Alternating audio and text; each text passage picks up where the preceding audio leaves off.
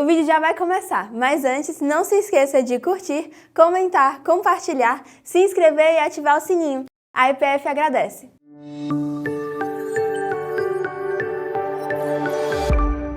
Essa noite, o objetivo é olharmos para esse texto sobre esse tema aí, frutos da vida transformada por Cristo.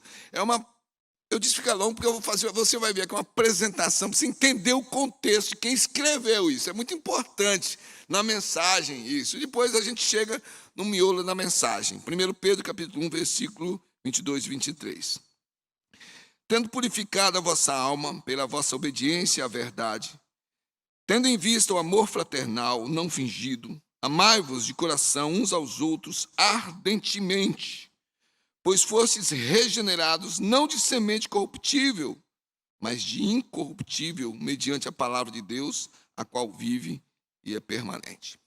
Irmãos, um dos nossos irmãos da liderança, um dos presbíteros, disse assim: olha, na semana que nós tivemos aqui, ouvindo tantos pastores, tanta aplicação, não pode ficar só como um evento, nós temos que extrair daquilo que nós recebemos, porque o Espírito Santo trouxe esses homens de Deus para pregar a palavra, várias mensagens foram dadas aqui, e eu estou fazendo isso, indo para as mensagens, ouvindo, extraindo, preparando até a ação pastoral, temos um planejamento pela frente, mas o sermão do pastor Alival, no dia 5 de julho, foi a terça-feira, ele fez aqui, pregou em João capítulo 20, versículos 19 e 23, o tema da pregação foi a igreja que Deus quer. Está aí essa informação, não, irmão? Aí no slide, que está em João capítulo 20, versículos 19 a 23, o tema da pregação foi isso exatamente, a igreja que Deus quer. E ele focou principalmente no versículo 21, quando o Senhor Jesus aparece no meio dos discípulos que estavam amedrontados, e diz: paz seja convosco. Assim como o Pai me enviou, eu vos envio. E ele então desdobrou aqui a mensagem, nos fez alguns desafios. E no meio estava lá que os 140 anos fosse o ano da virada para nós como Igreja Presbiteriana de Fortaleza. 140 anos, o ano da virada. Foi assim o desafio, né? Eu soube até que teve desdobramentos pelo Brasil afora aí, esse tipo de mensagem. Ninguém ainda nos ouviu como igreja, porque esta palavra caiu realmente como um desafio. A mensagem foi uma mensagem profundamente assim, de compromisso, não é? Então nós viramos já um pouquinho, aí na vigília foi lançada, a gente está caminhando um pouco, porque se nós queremos realmente que haja uma virada, se nós queremos realmente que a igreja ande evangelizando, discipulando com uma visão missionária, é preciso algumas atitudes já de início individuais. E aí foi colocado, você vai ouvir outras vezes, vai sair aí no boletim, adorar ao invés de murmurar. Não são as mesmas coisas não, irmãos. Adorar no sentido de ter uma vida realmente de adoração a Deus, em contraste, né, com a murmuração. E eu disse na semântica, murmurar é barulho de mar, sabe? Aquela coisa de ficar remoendo as coisas, ao invés disso, levantar um espírito de adoração, louvar ao invés de maldizer, usar as palavras ácidas e às vezes até amaldiçoando, às vezes até maldizendo o trabalho, os irmãos, ao invés disso, louvar, o espírito de louvor, exaltar o nosso Deus, louvar através das expressões de gratidão, e ao invés de reclamar, é diferente de murmurar, porque reclamar já é com os outros, falando, sabe? Reclamando, colocando obstáculos, ao invés disso, se dispor a servir. Não servir para fazer um trabalho e, sabe, cumprir uma tarefa. Servir como quem serve ao rei. Aquele rei que nos chama de amigo, como foi ministrado e nós cantamos ainda agora. Então nós estamos orando por isso, porque na verdade o desafio continua. A IPF, 140 anos, perseverando na transformação de vidas. Antes era transformação de vidas, aí acrescentou, gente, nós estamos perseverando. Trabalhava com a visão de transformação, tanta gente foi alcançada pelo Evangelho, tanta gente teve as suas vidas transformadas. Temos testemunho dos irmãos, por exemplo, que vieram através do ECC, vieram de uma vida de vício, de adultério, de uma estrutura totalmente deturpada, encontraram-se com Cristo Jesus. Ouvi já testemunhos assim em outras igrejas, a igreja chamada na nossa geração agora a continuar perseverando com esta pegada. Sabe por quê? Porque o Senhor Jesus é o cabeça da igreja. Quem é Jesus realmente para nós? Precisamos voltar os nossos olhos espirituais. Estava pensando aqui enquanto nós estávamos cantando. Precisamos enxergar Cristo Jesus. Nós precisamos adorá-lo, vendo realmente quem Ele é nas nossas vidas e que modelo Ele tem para nós. A palavra de Deus expressa esse modelo, realmente olharmos para Ele. Eu não gosto muito do termo apaixonado, não, né? Mas no sentido de tê-lo realmente como o nosso Deus Salvador, que nos ama, que entregou a sua vida por nós. Ele tem um modelo. Então esse clamor nosso deve ser constante diante do Senhor, para que nós tenhamos uma vida de comunhão verdadeira com Ele, não em alguns momentos, no culto, aqui na igreja, quando estamos com os irmãos, mas o tempo todo, porque Ele mesmo resgata, restaura, possibilita essa vida de comunhão com Ele. Ele se entregou por amor, para que isso fosse estabelecido, e Ele coloca-se como modelo. Veja aí 1 Pedro, capítulo 2, versículo 21. A palavra de Deus diz aí, através do ancião Pedro: porque para isso fostes chamados, porquanto também Cristo padeceu por vós, deixando-vos exemplo para que sigais as suas pisadas. Então, o que é que nós temos feito com esse modelo? O que é que nós temos feito com esse exemplo que Ele nos dá?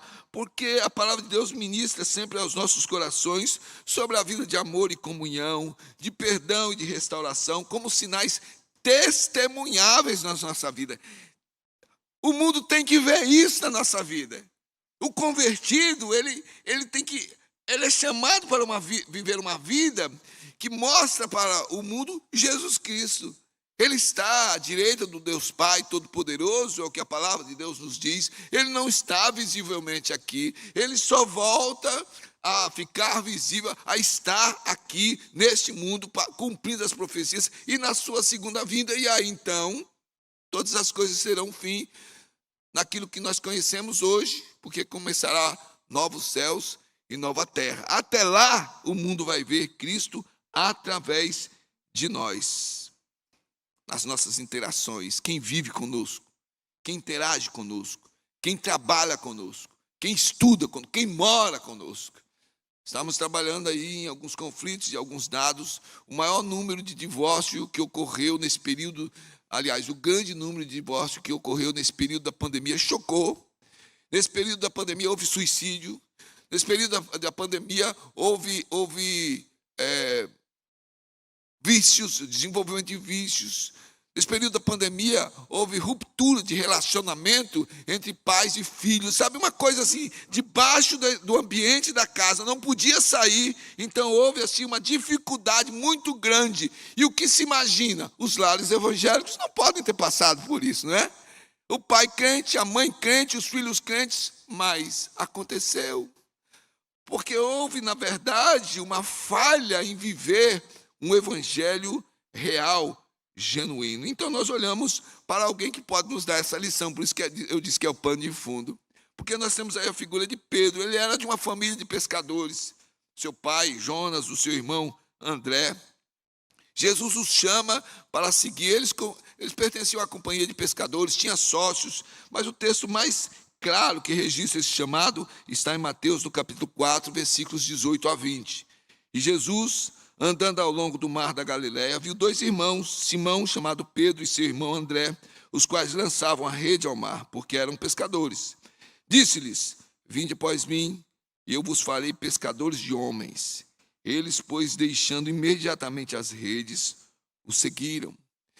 Homens acostumados com uma vida de trabalho, dia após dia, fazendo aquilo que eles sabiam fazer, iam para o alto mar, iam pescar, vida dura, embrutecidos. Pedro tinha esse perfil embrutecido, mas era alguém trabalhador. Jesus passa, assim como outros discípulos, chama para segui-lo. Mas lá em João, no capítulo 1, versículo 42, nós temos a palavra de Jesus nesse contato, porque foi André que levou Pedro para Jesus.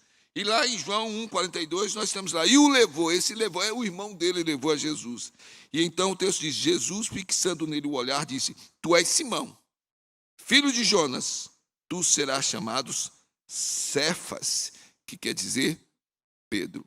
Já começa esse choque aí, porque Pedro, o Senhor Jesus usa aí uma expressão do aramaico que quer dizer rocha, pedra. Jesus olha para um homem bruto no seu perfil, olha para o seu coração, vê isso, e Jesus diz que ele seria chamado por ele, Jesus, de pedra, mas no outro sentido. Mais tarde isso ficaria mais claro. Porque Pedro era alguém controverso. Era facilmente identificado como um líder. Ele era um líder nato. Mas era alguém que era capaz, sabe, assim, com uma personalidade bipolar, de variar de um extremo para o outro, num instante. Por exemplo, nós temos 2 textos aí que eu estou colocando na projeção, Mateus capítulo 16, versículos 13 a 19, e Mateus 16, versículo 21 a 23, que nos mostra esse movimento inconstante que podia variar de uma palavra de reconhecimento do senhorio de Jesus para daqui a pouco uma expressão de covardia. Veja aí comigo. Tendo Jesus chegado às regiões da Cesareia de Filipe, interrogou seus discípulos dizendo: quem diziam os homens ser o filho do homem? Responderam eles: uns dizem que é João, o Batista, outros Elias, outros Jeremias ou alguns dos profetas. Mas vós, perguntou-lhe Jesus, quem dizeis que eu sou? Respondeu-lhe Simão Pedro: tu és o Cristo, o Filho do Deus vivo. Disse-lhe Jesus: bem-aventurado és tu, Simão Barjonas, porque não foi carne e sangue que te revelou, mas meu Pai que está nos céus. Pois eu também te digo que tu és Pedro, e sobre esta pedra edificarei a minha igreja, e as portas do inferno não prevalecerão contra ela.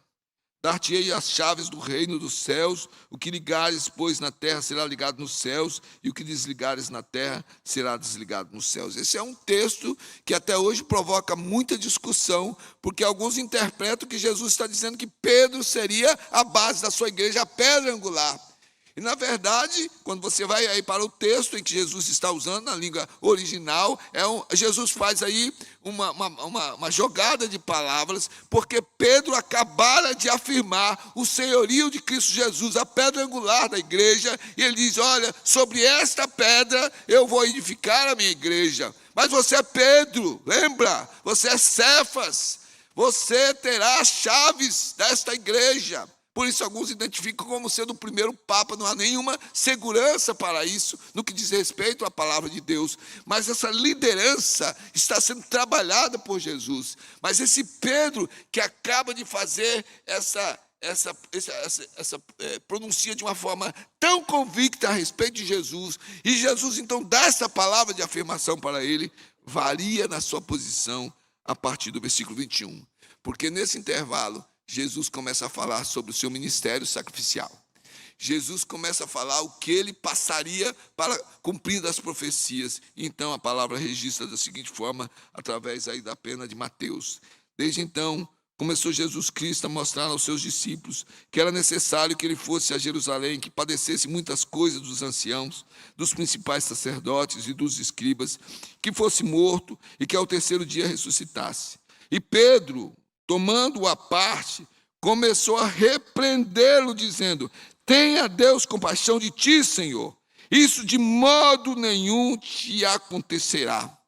Ele, porém, voltando-se, disse a Pedro, ele é Jesus: para trás de mim, Satanás, que me serves de escândalo, porque não estás pensando nas coisas que são de Deus, mas sim nas que são dos homens. Outro texto polêmico, porque alguns entendem que Jesus estava repreendendo a ação de Satanás naquele momento, insuflando e cirandando com Pedro, e outros entendem que Jesus repreendeu a Pedro realmente, porque ele estava com uma mentalidade naquela hora, sendo influenciado pela malignidade do inimigo de Jesus.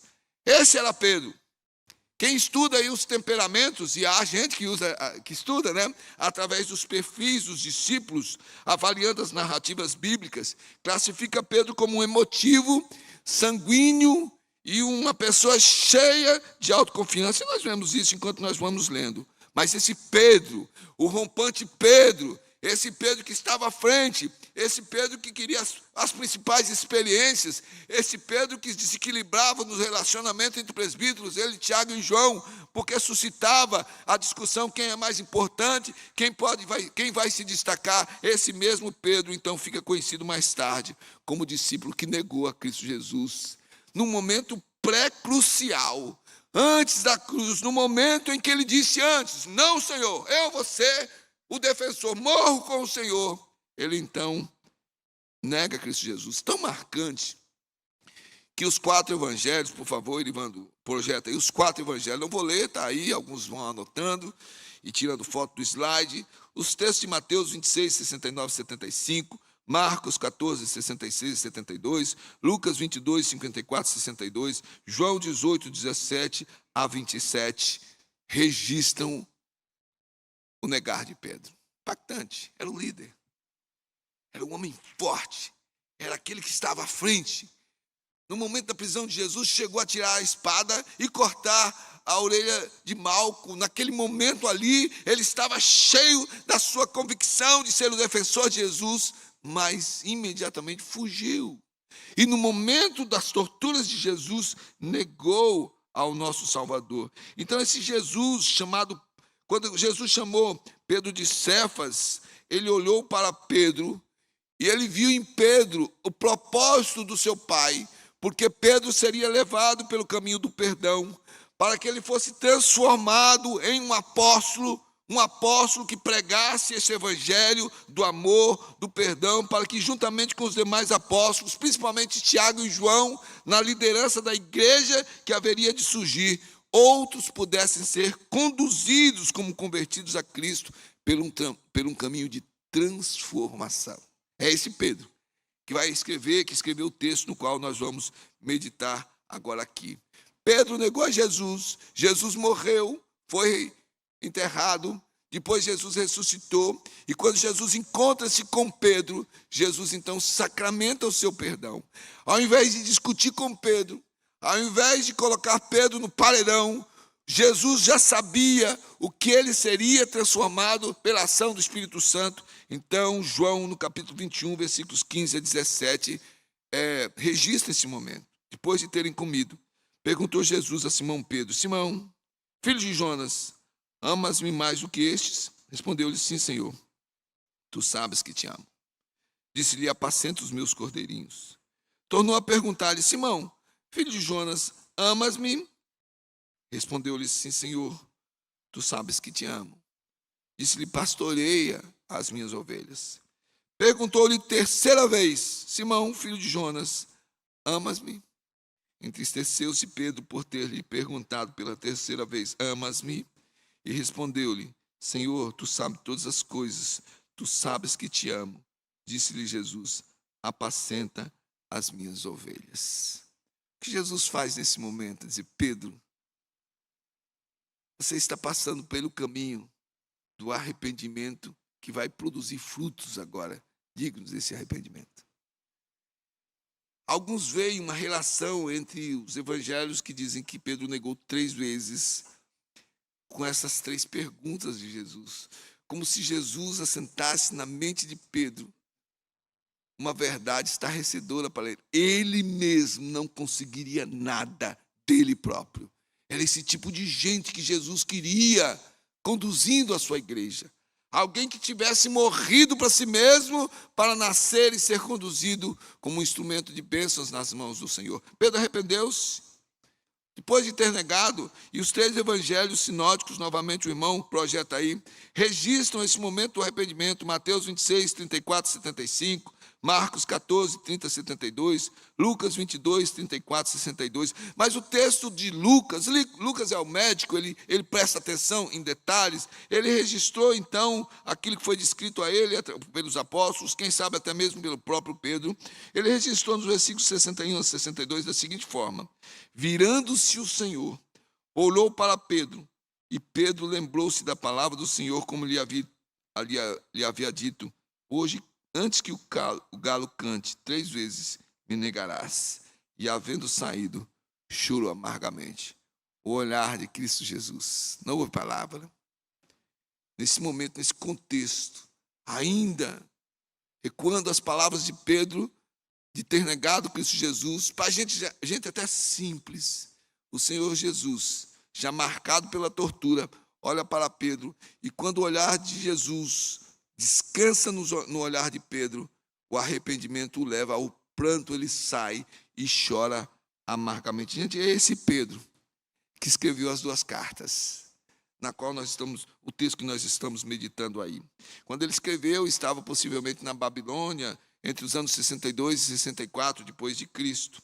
E ele escreveu como aquele velho pastor para pastorear os convertidos que estavam sendo dispersos pelo Ponto, Galácia, Capadócia, Ásia e Bitínia. Nós temos essa referência em 1 Pedro capítulo 1, versículos 1 e 2. Então Pedro, inspirado pelo Espírito Santo, ele escreve as cartas para encorajar aqueles que estavam fugindo da perseguição. O algoz da época era Nero, uma sanha assassina, um homem sanguinário, perverso, mau, que perseguia os cristãos principalmente. E as palavras de Pedro é para que eles perseverassem na fé, a despeito de toda perseguição, de toda humilhação, das prisões, das torturas, do perigo de morte. As palavras de Pedro para a igreja foram transformados, estão indo por esse caminho, sigam como pessoas que foram transformadas, não há mais medo da morte, não há mais medo daquilo que o mundo pode fazer. As suas palavras são de encorajamento nessa carta. Veja aí, 1 Pedro 1, 3 a 9. Bendito seja o Deus e Pai de nosso Senhor Jesus Cristo, que segundo a sua grande misericórdia nos regenerou para uma viva esperança pela ressurreição de Jesus Cristo dentre os mortos, para uma herança incorruptível, incontaminável e imacessível reservada nos céus para vós, que pelo poder de Deus sois guardados mediante a fé para a salvação que está preparada para se revelar no último tempo, na qual exultais, ainda que agora por um pouco de tempo, sendo necessário, sejais contristados por várias provações, para que a prova da vossa fé, mais preciosa do que o ouro que perece, embora provado pelo fogo, redunde para louvor, glória e honra na revelação de Jesus Cristo, a quem sem o terdes visto amais, no qual sem agora o vedes, mas crendo exultais com gozo inefável e cheio de glória, alcançando o fim da vossa fé, a salvação das vossas almas. Pedro estava no contexto da perseguição, ele mesmo sendo alvo dessa perseguição. As suas palavras são de ânimo para a igreja, porque a igreja de Cristo Jesus, desde a sua nascente, sempre passou pelos ataques, pelas perseguições e pelas ameaças, mas ao invés de recuar, esta igreja sempre cresce, principalmente nos momentos de provação. Alguns com medo de regimes de governo, alguns com medo de que pode acontecer para a igreja brasileira, se algumas coisas vierem a ser tomadas como decisões e leis no nosso país. Quanto mais coisas vierem sobre a igreja, ela vai crescer. E a palavra de Deus existe aí, por exemplo, através do apóstolo, para fortalecer a igreja. Aqueles irmãos que estavam fugindo, estavam sendo dispersos, alguns deles recebiam a notícia: papai foi preso, o nosso irmão está preso. E de repente chega uma notícia: um deles foi decapitado, um deles foi executado. Essas palavras de Pedro faziam toda a diferença. Jesus já nos disse que nós passaríamos por essas aflições. Ele não nos escondeu, mas sejamos perseverantes. Há uma glória majestosa que será revelada com a volta de Cristo Jesus. E esta igreja alimentada, mesmo que morra, viverá. A tradição diz que Pedro morreu por volta do ano 65, por ordem de Nero. É a tradição, nós não temos segurança. Jerônimo, que é um teólogo, historiador, viveu aí no século III depois de Cristo, é o autor da Vulgata, a tradução para o latim, né, da Bíblia. Ele registrou, como historiador, que Pedro foi crucificado com a cabeça para baixo e os pés para o alto, a pedido dele mesmo, porque era, disse ele, indigno de ser crucificado do mesmo modo e jeito como fora o Senhor. Irmãos, vou entrar no sermão, porque é com as palavras, esse pano de fundo me mostra uma pessoa tosca, bruta, embrutecida, mas ao mesmo tempo influenciada por uma religiosidade legalista. É esta vida que é alcançada por Cristo Jesus e é transformado num instrumento que vai levar adiante a mensagem da salvação, do perdão em Cristo Jesus. E é esta vida que vai fortalecer a igreja, nos passa lições preciosas. Hoje à noite quero olhar apenas para 2 lições, aí para o texto de 1 Pedro 1, 22, 23. Primeiro, com frutos da vida transformada por Cristo,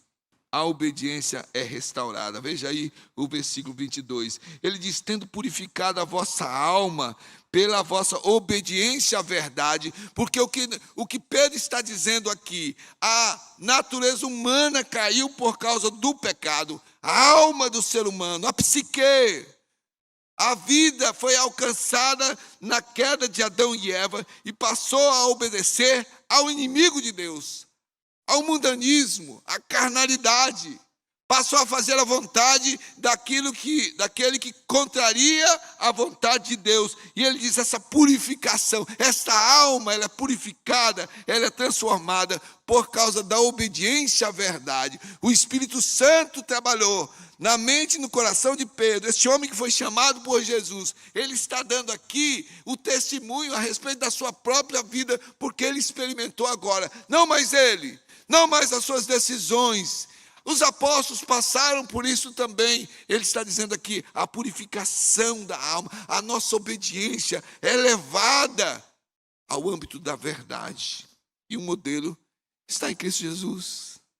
Ele olhava para o mestre, aprendia com o mestre, andava com o mestre, mas até que fosse alcançado pelo Espírito Santo, ainda não entendia, porque até mesmo a sua figura parece que competia com Cristo Jesus, quando ele entende que ele morre para que a vontade de Deus faça em sua vida. O modelo é Cristo Jesus.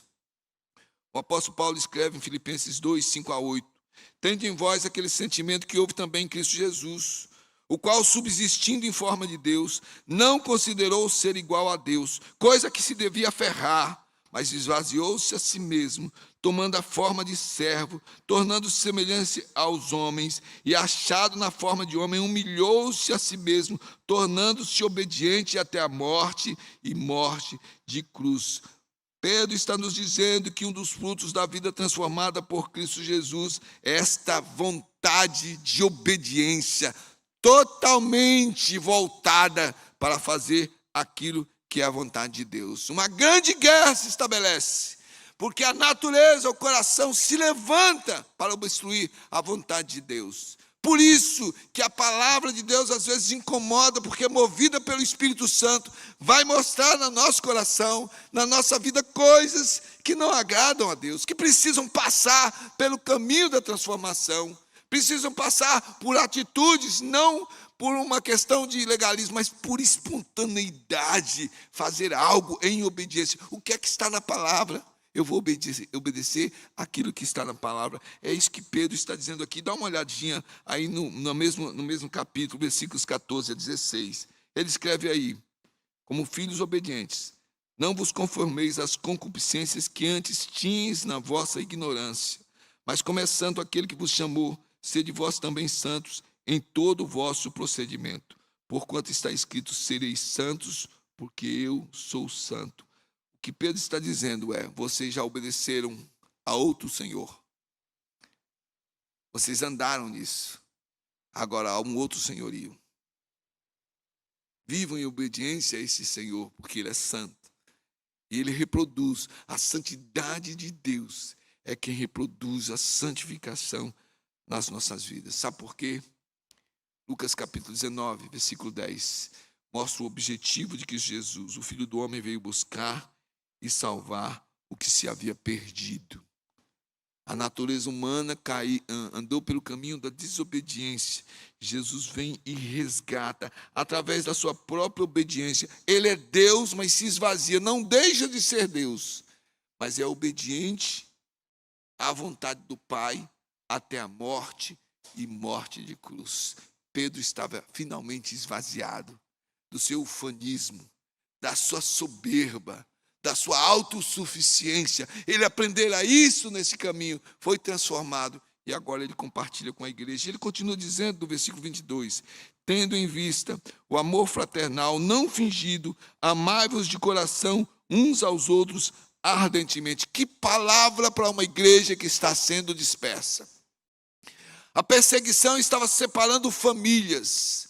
Então, aqueles que se encontravam não eram, às vezes, parentes de sangue, mas eram gerados agora pelo sangue de Cristo Jesus. Que diferença para uma igreja que está sendo perseguida e espalhada este amor entre os filhos de Deus, não com fingimento forçado para mostrar serviço, para mostrar com aparências, mas ele diz, é um amor ardente. Esse ardente é aquele pegando fogo, que às vezes alguns amantes querem traduzir de uma forma romântica e fala que a vida toda está voltada, o meu coração arde de amor, de paixão por você. Isso no âmbito humano, muito mais, ele diz, esse amor deve nos levar a uma revolução interior nas nossas emoções. É o nosso irmão, é a nossa irmã. E ele disse, isso é resultado de uma vida de obediência a Deus, porque eu olho e eu vejo no meu irmão a imagem e semelhança de Deus e alguém que foi alcançado pela graça e pelo sacrifício de Cristo Jesus. É uma obediência que influencia. Obedecer a Deus, tendo a sua vida transformada, deixando de obedecer ao mundo, nos leva agora a amar os nossos irmãos. Como isso aqueceu e sustentou a igreja. Porque em alguns momentos as cenas eram dramáticas, de alguns chorando diante das suas perdas. Pessoas eram presas e aí as cenas dantescas, dramáticas, de pessoas sendo mortas por animais, de pessoas sendo queimadas vivas. Que diferença desta igreja que se consolava e se amava. Alguns, em dúvida, muitas vezes titubeavam diante das heresias que estavam entrando na igreja, e alguns então eram alcançados por este amor paciente que levava novamente ao caminho do ensino da verdade. Uma obediência que influencia. Em João, no capítulo 13, versículos 34 e 35, Jesus está discursando e Pedro está ouvindo. Ele diz, um novo mandamento eu vos dou, que vos ameis uns aos outros, assim como eu vos amei a vós, que também vós vos ameis uns aos outros. Nisto conhecerão todos que sois meus discípulos. Os discípulos aprenderam de Jesus, assim como Pedro aprendeu, que não era palavra, porque fazia discursos e colocava a sua posição. Jesus está mostrando que esse amor que vinha dele, essa obediência sacrificialmente alegre, disposta, espontânea, levava a mensagem de que Cristo Jesus era o Deus vivo. Jesus conquistou a sua igreja através do sacrifício. E ele está dizendo agora que essa conquista entre os seus discípulos, essa vida de amor, de comunhão, era que faria com que o seu evangelho fosse autenticado e acreditado como um evangelho que faz a transformação. Irmãos, a obediência nos leva ao amor. É isso que Jesus está dizendo aqui, através de Pedro. Ele finalmente entendeu, porque nos seus embates, muitas vezes, nos parece que Pedro ficava ele contra o grupo em alguns momentos, e outros discípulos. Pedro, Tiago e João sempre estavam com Jesus. Isso provocava um certo tipo de competição entre os discípulos de Jesus. Agora o que nós vemos é um grupo disposto a morrer um pelo outro, fazendo aquilo que é a vontade de Deus, obedecendo à vontade de Deus. Nós vamos completar 164 anos. Para quem sabe da história, leia aí a pastoral que eu coloquei, ela ficou mais voltada para a história da IPB, o que tem no nosso boletim. Mas o pastor Ashbel Green Simonton sai lá dos Estados Unidos e vem para o Brasil, por amor ao Evangelho. E no seu diário ele escreveu o seguinte: deixar lá amigos e pátria pode parecer difícil, mas quem pode saber se ao buscar o seu próprio conforto, será capaz de assegurá-lo? Só há segurança na submissão completa aos propósitos de Deus. Sob sua guarda, o lugar de perigo é seguro. Sem a sua presença, não há segurança.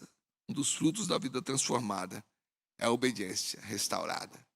Obedecer ao Senhor por amor. Segundo fruto que nós podemos aprender nesta noite aqui, vamos para o versículo 23, é o ego corruptível, tragado pela salvação. Veja aí comigo o versículo 23, porque ele diz aí na primeira parte: pois fostes regenerados, não de semente corruptível, mas de incorruptível. Pedro olha para o sacrifício de Jesus aqui. Não é uma transformação de religião, como ele ouvia lá na sua vida de pescador, quando ia à sinagoga, quando era alcançado pelas cobranças dos líderes religiosos legalistas. Ele está dizendo aqui que essa regeneração, essa transformação, essa vida que não é mais como era antes, aquilo que ele experimentava, só fora possível pela semente incorruptível do sacrifício de Cristo Jesus. Então, aquele que é nascido de novo, aquele que é convertido, então ele volta-se para o Evangelho, e cada vez mais andando nesse Evangelho, se envergonha da sua vida de pecado. Ele sente tristeza diante do pecado, porque é algo que corrompia, algo que levava a um tipo de vida escravizada, foi vencido finalmente pela semente incorruptível do sacrifício de Cristo Jesus. O apóstolo Paulo escreve em 2 Coríntios 5, 16 e 17. Por isso, daqui por diante, a ninguém conhecemos segundo a carne. E ainda que tenhamos conhecido Cristo segundo a carne, contudo, agora já não o conhecemos desse modo. Pelo que, se alguém está em Cristo, nova criatura é. As coisas velhas já passaram, eis que tudo se fez novo. O corruptível foi substituído pelo incorruptível. O passageiro do mundanismo, aquilo que o mundo oferecia e muitas vezes escravizava, finalmente foi asfaltado através de um sacrifício perfeito de Cristo Jesus. Vamos para a nossa doutrina, Confissão de Fé de Westminster, capítulo 34, falando sobre a ação do Espírito Santo no ponto 3. Diz assim: o Espírito Santo, o qual o Pai prontamente dá a todos que lhe pedirem, é o único agente eficaz na aplicação da redenção. Ele convence os homens do pecado, leva-os ao arrependimento, regenera-os pela sua graça e persuade-os e habilita-os a abraçar a Jesus Cristo pela fé. Ele une todos os crentes a Cristo, habita neles como seu consolador e santificador, dá-lhes o espírito de adoção e de oração e cumpre neles todos os graciosos ofícios pelos quais eles são santificados e selados até o dia da redenção. A ação de Deus, a ação de Deus, a ação de Deus e a ação de Deus. É isso que o velho apóstolo está dizendo à igreja. Aquilo que era corruptível, finalmente agora tem algo que ninguém pode destruir. Essa vida eterna plantada no coração leva a essa disposição mental, comportamental, ditada pelo Espírito Santo, que vai levar a um tipo totalmente novo. A semente incorruptível é o Evangelho, é o resultado do sangue de Cristo Jesus. Lucas capítulo 22, versículo 44. Fala de Jesus na noite da agonia que antecedeu a cruz. E posto em agonia, orava mais intensamente, e o seu suor tornou-se como grandes gotas de sangue que caíam sobre o chão. Cada gota dessa é a semente da incorruptibilidade. O sangue de Jesus. Nesse momento, Jesus está sob tremenda pressão espiritual, psicológica, física, mental. Ocorre esse fenômeno da hematidrose. Um fenômeno que dura, segundo a ciência, uns 15 minutos quando alguém é submetido a ele. Jesus estava nesse momento, com seus vasos sanguíneos das suas glândulas capilares se estourando naquele momento de luta, de modo que o seu suor se transformou em sangue. Incorruptibilidade, um sacrifício tremendo, e Pedro chama a atenção para isso. É esta obra que Jesus fez para nos recuperar, para restaurar a nossa vida. E ele diz, então, como é que isso ocorre? Veja aí o final do versículo: mediante a palavra de Deus, a qual vive e é permanente. Não é pela minha vontade, não é por força, por violência, não é por exercício de doutrina humana, não é por comportamento, não é por condicionamento, não é por boa vontade, é a ação da palavra. Em João 17, versículo 17, na oração sacerdotal, essa é a oração de Jesus: santifica-os na verdade, a tua palavra é a verdade. O que acontece no coração de Pedro, que o leva a ser Cefas, a rocha firme, que vai agora resistir diante das tempestades, enfrentando a própria morte, é a semente do incorruptível Cristo Jesus atuando na sua mente e no seu coração. É isso que levou Paulo a escrever em Gálatas 2:20: já estou crucificado com Cristo e vivo não mais eu, mas Cristo vive em mim, e a vida que agora vivo na carne, vivo-a na fé no Filho de Deus, o qual me amou e se entregou a si mesmo por mim. Eu quero concluir pedindo que você abra novamente a sua Bíblia ou acesse aí no seu celular o texto de 1 Pedro 22 e 23. Eu li no começo, preguei sobre ele, mas eu gostaria que você olhasse agora para esse texto, para a gente trazer para dentro da vida da gente. Veja o que está escrito aí: tendo purificado a vossa alma pela vossa obediência à verdade, tendo em vista o amor fraternal não fingido, amai-vos de coração uns aos outros, ardentemente, pois fostes regenerados, não de semente corruptível, mas de incorruptível, mediante a palavra de Deus, a qual vive e é permanente. Quais são os frutos de sua vida transformada por Cristo? Primeiro, ame a vida de obediência a Cristo. Não é religião. Ame. Eu poderia colocar um sinônimo: ame amar a Cristo. Ame obedecer dessa forma. Não por forçação de barra. Ame porque algo extraordinário aconteceu na sua mente e no seu coração. Se não aconteceu, significa que você não teve uma experiência pessoal com Cristo Jesus. E eu temo que isto esteja sobre a vida de uma boa parte de crentes, porque ainda vivem expressando sinais da carnalidade. É impossível que crentes convertidos façam ou falem algumas coisas como o mundano falaria antes. Expresse esse fruto na sua vida transformada, amando essa vida de obediência. Em João capítulo 14, versículo 23, Jesus diz: se alguém me amar, guardará a minha palavra, e meu Pai o amará, e viremos a ele e faremos nele morada. Em 1 João, no capítulo 5, versículos 2 a 4, a palavra de Deus diz: nisso conhecemos que amamos os filhos de Deus, se amamos a Deus e guardamos os seus mandamentos. Porque esse é o amor de Deus, que guardemos os seus mandamentos. E os seus mandamentos não são penosos, porque todo que é nascido de Deus vence o mundo. E essa é a vitória que vence o mundo, a vossa fé.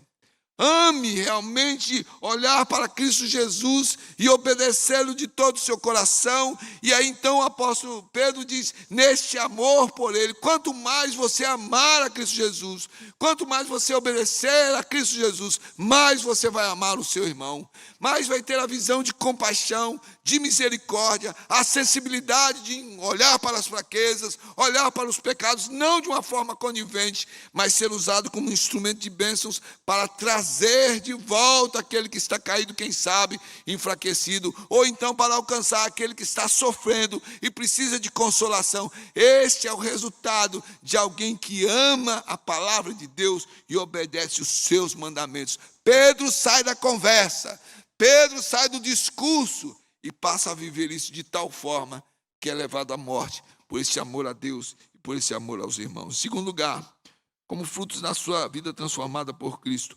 morra para a vida de desobediência. Eu pensei muito em como colocar esse argumento, porque parece uma coisa muito radical. É para ser radical.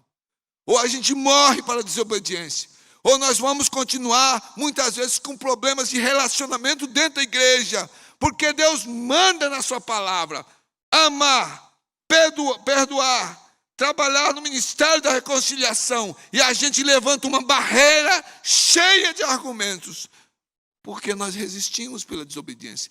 Morramos para a desobediência como frutos de uma vida transformada. Aquele que furtava, não furte mais. Então, aquele que odiava, não pode odiar mais.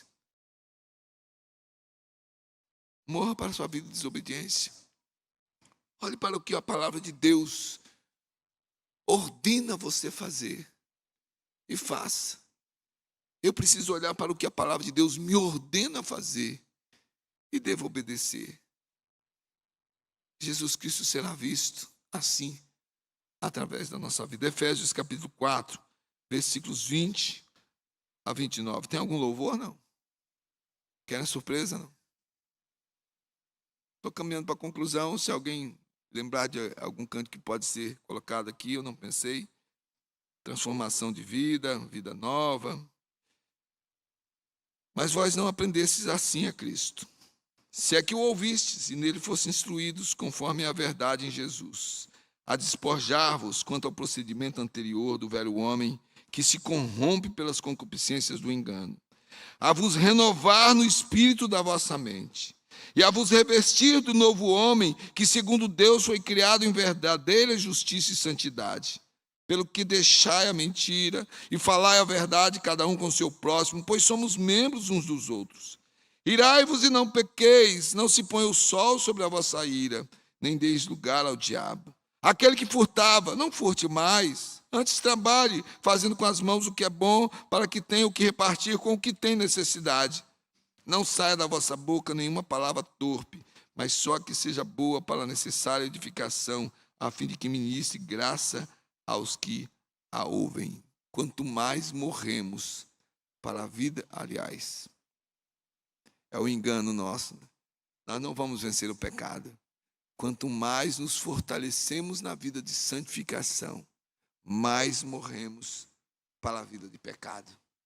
Quanto mais nos fortalecemos ouvindo a palavra e aplicando essa palavra, mais podemos resistir ao ataque do diabo e mais discernimos as suas armadilhas que sorrateiramente às vezes ele joga entre nós, para causar divisão, para causar enfraquecimento. Em momentos assim, quando a igreja estava sendo dispersa, chega a palavra de Pedro e diz: olha, amem a verdade, obedeçam ao Senhor, relacionem-se com este amor ardente de corpo de Cristo Jesus, e assim o evangelho vai vencer, vai transformar e vai nos preparar para a vinda de Cristo Jesus.